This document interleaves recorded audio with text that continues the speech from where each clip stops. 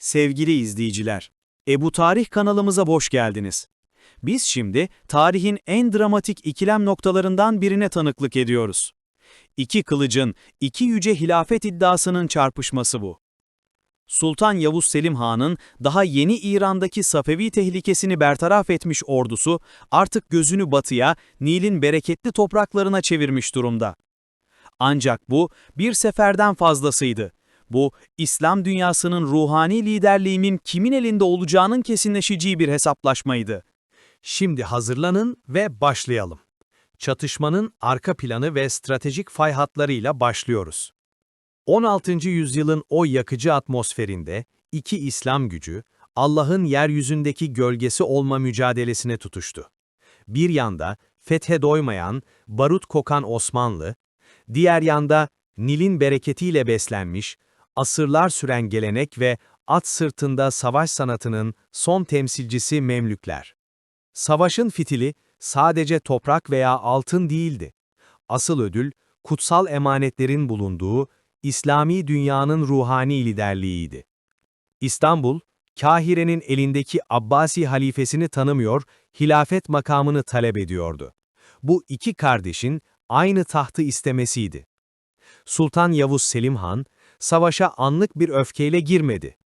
O, İran'dan gelen dersleri iyi öğrenmişti. Barut'un gücü, disiplinle birleşmeliydi.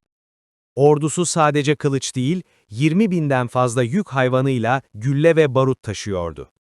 O dönemde kimsenin cesaret edemediği bir şey. Çölü bir nehir gibi geçmek. Özel su komiserleri, savaşın görünmez kahramanlarıydı. 16. yüzyılın eşiğinde İstanbul ve Kahire arasındaki ilişki artık bir kardeşlik değil, kaçınılmaz bir rekabetti. Bu rekabetin temeli siyasetten önce baharat ve altındı. 1. Kızıldeniz tekeli ve Portekiz darbesi, yüzyıllardır Hint okyanusundan gelen baharat, Kızıldeniz rotasını izleyerek Kahire üzerinden Avrupa'ya ulaşıyordu. Memlükler bu ticaretin tekelinden aldığı gümrük vergileriyle ayakta duruyordu, ancak 1498'de Portekizli Vasco da Gama'nın Ümitburnu'nu aşarak Hint yolunu keşfetmesi bu ticari damarı kan kaybetmeye zorladı. Kahire'nin hazinesi kururken Yavuz Sultan Selim Han bu zayıflığı görüyordu. Osmanlı'nın nihai hedefi sadece Memlükleri yıkmak değil, baharat yolunun tek ve mutlak hakimi olmaktı. 2. Manevi liderlik ve Allah'ın gölgesi. Memlükler, Kahire'deki Abbasi soyundan gelen törensel halifeyi himaye ederek tüm İslam dünyasının manevi koruyucusu rolünü üstleniyordu. Yavuz Selim için bu durum kabul edilemezdi. Osmanlı, en güçlü cihan devleti olarak Allah'ı yeryüzünde temsil eden siyasi ve manevi liderliği birleştirmeyi, yani hilafeti İstanbul'a taşımayı amaçlıyordu. Bu savaşı sadece siyasi bir çatışmadan çıkarıp kutsal bir meşruiyet mücadelesine dönüştürdü. Savaş başlamadan tarafların askeri felsefeleri kaderlerini zaten belirlemişti. Memlükler, elit süvariliğin son şövalyeleri. Memlük ordusunun kalbi, Çerkez kökenli Gılman, Memlük süvarilerinden oluşuyordu.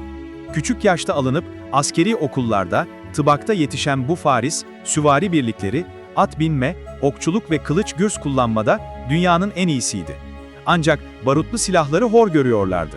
Top ve tüfek onların asaletine aykırıydı. Bu yüzden topçu birlikleri düzensiz ve yetersizdi. Orduları hız ve bireysel kahramanlığa dayanıyordu. Osmanlı, disiplin ve ateş gücünün mimarisi.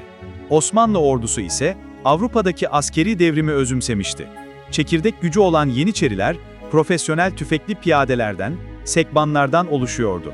En büyük üstünlükleri ise devasa ve hareketli topçu gücüydü. Osmanlı topçuları, sahra toplarını hızlıca mevzilendirebilen, barut karışımını standartize eden ve ateş gücünü disiplinle birleştiren bir savaş makinasıydı. Yavuz Selim'in en büyük düşmanı, Memlükler değil, Sina çölüydü. Menzil sistemi. Osmanlı, 60 binden fazla asker ve 50 bine yakın yük hayvanı, deve ve katır için 60-70 kilometre aralıklarla menzil noktaları kurdu. Bu üsler, ordunun çürüme tehlikesi olan erzakını sürekli tazeliyor, teçhizat ve mutabiyetlerini onarıyordu. Su mühendisliği. En kritik unsur suydu. Yüzlerce su komiseri ve mekkâri, yolcu ve yük taşıyıcı birliği kervanlarla su taşıyor, güzergah üzerindeki su kuyularını derinleştiriyor ve koruyordu. Osmanlı'nın 1516-1517 seferi, antik dünyanın en sofistike askeri lojistik operasyonlarından biriydi. Mercidabık, 24 Ağustos 1516, taktiksel yok ediş. Savaş alanı ve Memlük hata zinciri, Halep'in kuzeyindeki Mercidabık Ovası, Memlük Sultanı Kansu Gavri'nin savaş alanı seçimiydi. Memlükler, düz alanı süvari hücumu için ideal görüyordu. İlk hata buydu. Gavri, topçu birliğini ana orduya entegre etmemiş, piyadeyi ise okçu süvari ve zırhlı atlı arasında kalacak şekilde yersiz konumlandırmıştı. Osmanlı kapanı ve ateş duvarı, Osmanlı merkezine siperler, hendekler ve birbirine zincirle bağlı top arabalarıyla tahkim etti. Bu Memlük süvarisi için geçilmez bir duvar oluşturdu. Topçu darbesi, Memlük süvarisi taarruza kalktığında top arabalarının arasındaki boşluklardan alay topları, yani hafif sahra topları ateş açtı. Bu toplar özellikle saçma mühimmatı, yani misket veya üzüm kurşunu ile atılarak atların ve binicilerin zırhlarının zayıf noktalarını hedef alarak büyük kayıp verdirdi. Yeniçeri yaylımı, topçu ateşinin yarattığı şok dalgasını takiben Yeniçeri tüfekçileri, yani sekbanlar, kademeli atış sistemiyle durmaksızın yaylım ateşi başlattı. Kuşatma hareketi, Memlük merkezi felç olurken Hadım Sinan Paşa, sağ kanat ve Rumeli Beylerbeyliği komutasındaki Osmanlı süvarisi ve piyadesi, dıştan içe doğru kavis çizerek klasik Turan taktiğinin barutlu versiyonunu uyguladı. Kansu Gavri savaşta öldü ve Memlük ordusu tamamen dağıldı. Rıdaniye, 22 Ocak 1517, çölün son direnişi. Suriye ve Filistin'in düşüşünden sonra yeni Sultan Tuğmanbay, Mısır'ı savunmak zorundaydı. O, Mercidabık'taki hataları görmüş, ancak çaresizlik içinde kendi hatalarını tekrarlayacaktı. Tuğmanbay'ın hazırlığı ve hata. Tuğmanbay, Rıdaniye'de derin hendekler kazarak ve Avrupa'dan getirdiği 200 kadar topu siperlerin gerisine gömerek savunma hattı kurdu. Ancak bu topları cepheye sabitlemek büyük bir hataydı. Osmanlı'nın yan kanat manevrası.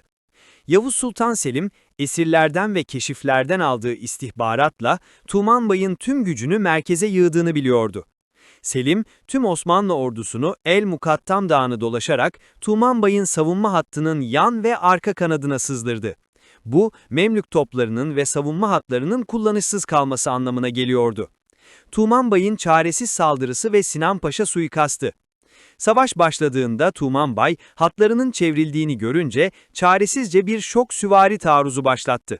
Kendisi ve komutanları Alanbay, Kurtbay, Sultan Selim zannettikleri Vezir-i Azam Hadım Sinan Paşa'ya saldırdı ve Sinan Paşa'yı şehit etti. Ancak bu suikast baskını Osmanlı düzenini bozmaya yetmedi. 4. Nihai ateş ve esaret. Memlük süvarileri bir anda hem cepheden Yeniçeri ateşi hem de yan ve arkadan gelen Osmanlı süvari ve topçusu arasında kaldı. Yoğun topçu ateşi altında dağılan Tuğmanbay, savaştan çekilmek zorunda kaldı. Haftalar sonra esir alındı ve Kahire'de asıldı. Bu, Memlük Sultanlığı'nın kurumsal varlığının sonu oldu. Rıdaniye zaferi ve Tuğmanbay'ın idamının ardından sadece toprak kazanılmadı. Manevi başkent, Kahire'deki son Abbasi halifesi 3. mütevekkil kutsal emanetleri, Hırka-i Şerif, Sancağı Şerif ve Hazreti Osman'ın kılıcını Yavuz Sultan Selim'e devretti. Bu olay, hilafet sancağının resmen İstanbul'a taşınması demekti. Osmanlı Sultanı artık sadece padişah değil, aynı zamanda Hadimül Haremeyn, yani iki kutsal şehrin hizmetkarı unvanıyla tüm Sünni İslam dünyasının lideriydi. Mısır seferinin sonuçları sadece dini değildi. Ekonomik hegemonya, baharat yolunun kontrolü tamamen Osmanlı'ya geçti. Venedik, Kıbrıs için Memlüklere ödediği yıllık vergiyi artık doğrudan Osmanlı hazinesine ödemeye başladı. Afrika ve Hint Okyanusu açılımı. Mısır'ın alınmasıyla Osmanlı, Kızıldeniz'de üsler kurdu ve Afrika ile Hint Okyanusu'na doğrudan açılma fırsatı yakaladı. Hazine desteği. Memlük hazinelerinden elde edilen muazzam servet, Osmanlı İmparatorluğu'nun ekonomik yükselişini ve sonraki yüzyıllardaki fetihleri finanse etti. Ve böylece Mercidabık'ın tozları, Ridaniye'nin kanı, Allah'ın hükmüyle Osmanlı'nın mutlak zaferine dönüştü. Yavuz Sultan Selim Han sadece bir orduyu değil, 100 yıllık bir geleneği devirerek İslam tarihinin en büyük jeopolitik hamlesine imza attı. Artık Halep, Şam ve Nil tek bir sancağın gölgesindeydi. Kutsal emanetlerin İstanbul'a gelişi, Osmanlı'yı resmen tüm cihanın ruhani ve siyasi lideri ilan etti. Osmanlı, bu zaferle dünyanın en zengin imparatorluğu oldu. Barut'un kudreti, disiplinin gücü, İslam coğrafyasının kalbini İstanbul'a taşıdı. Bu destansı sefer, Türk İslam tarihinin en parlak sayfalarından biridir. Osmanlı Devleti'nin kudretinin ve ihtişamının altın mührüdür. Eğer bu eşsiz tarihi serüven size keyif verdiyse ve bu tarz derin analizleri seviyorsanız, kanalımıza abone olmayı ve bu videoyu beğenmeyi unutmayın. Yorumlarda bu zafer hakkında ne düşündüğünüzü bizimle paylaşın. Tarihin sır perdesini araladığımız yeni videolarda görüşmek üzere, selametle.